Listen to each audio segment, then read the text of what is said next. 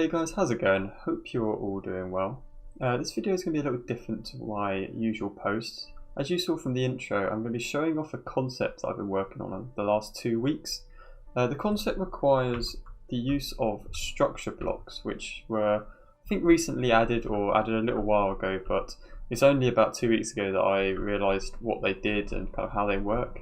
And since then, I've been trying to work out cool ways to use them within various sort of Minecraft worlds. The one that I've come up with today is what I like to call the Room of Requirement from Harry Potter, as that's probably the closest thing that I can think of that this resembles. But if you're going to give it a more technically accurate name, I guess you could call it more of like a room switcher, as it allows you within a contained area to switch between multiple rooms like you saw in the introduction. A brief overview of how it works. Essentially, if you don't know how a structure block works, the only way to get it is by typing in the give command, then your player, and then just type in structure block that I can't spell, like that. If you press tab, it just auto completes the command and it will give you one of these. When you place it down, you'll see it looks like this. Basically, how this works is that when you click on it, you've got a few different modes that it uses. It's about 4. We're only going to be using 3 of these screens today, and it essentially allows you to you build a structure, you then copy the structure, and then you can paste the structure somewhere else, like that. Okay, so that's basically how it works. The way you do this is you switch the block to the mode corner, just here, and then you will name whatever the structure you want to, whatever you want to call the structure. So let's call this just test for now. And then essentially, as you can see, it kind of changes from this default pattern to this corner pattern. As you can see, I've already done this with multiple different structures here.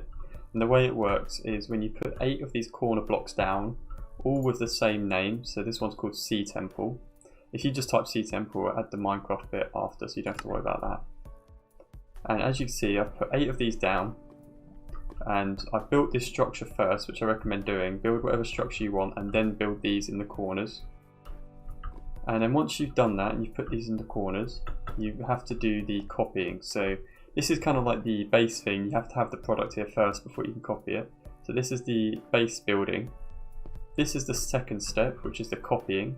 So what you do is you go to the save mode. So you've got the corner mode in the data mode, and you're going to go to save. You're going to type in the same name as the corners, so Sea Temple. You're then going to click detect. It should tell you that successfully detected, and that's when these lines will appear around the in between each of the corner blocks. Then you're going to click save, and that's basically your copy file. So it's now copied this structure. For the third and final step, you need to paste it, and to do that you're going to go and you're going to place another structure block, and you're going to put it on load mode. Again, you're going to copy the names at Sea Temple again, and this is where it gets a little complicated because you need to use its relative position. So these line up with the X, Y and Z axis. So I've kept the X and Z axis as 0, and I've just put the Y as 6, which means that it's going to appear 6 blocks above this sort of structure block here. Once you've got everything you're happy with it, you can also rotate it, but I recommend building the structure in the direction you want it to be pasted in, because it gets a bit complicated otherwise, but it is possible to rotate it.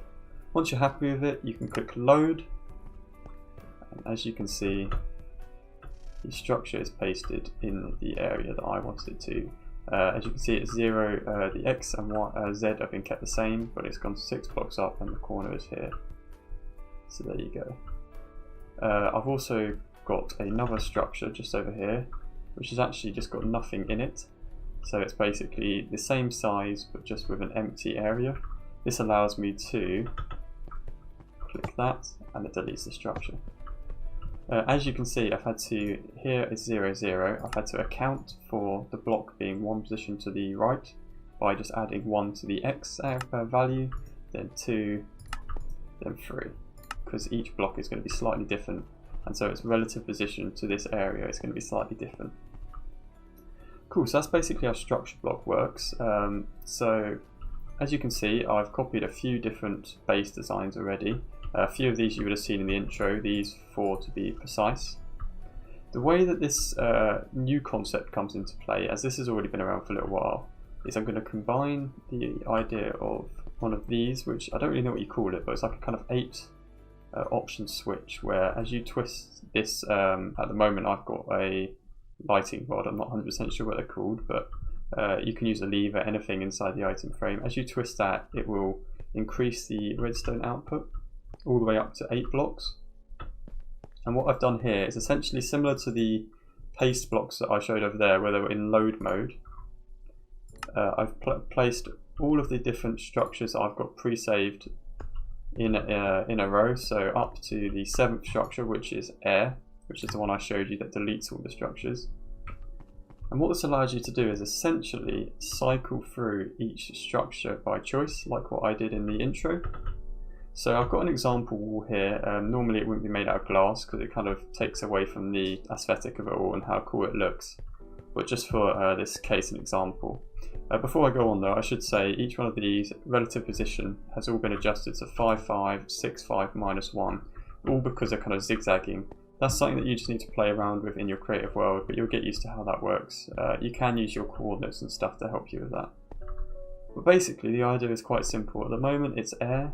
If I hit village, it will load the structure behind the wall that is the same structure from over there. And then you can go in here and do whatever you need to do.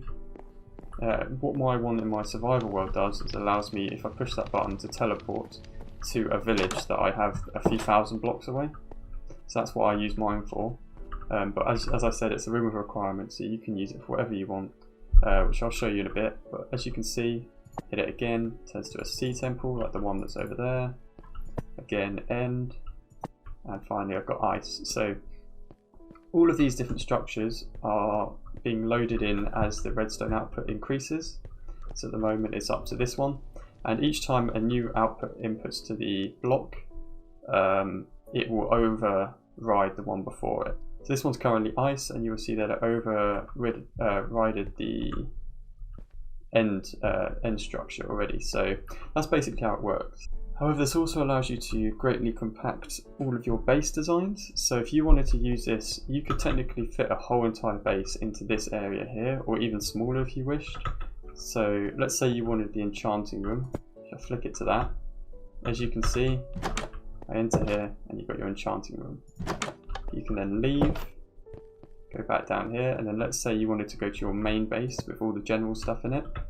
You click that, go back. You've missed the doorway. There you go, you go through, and as you can see, it's now the general items room with all your brewing stands, or everything you might need in a general base design.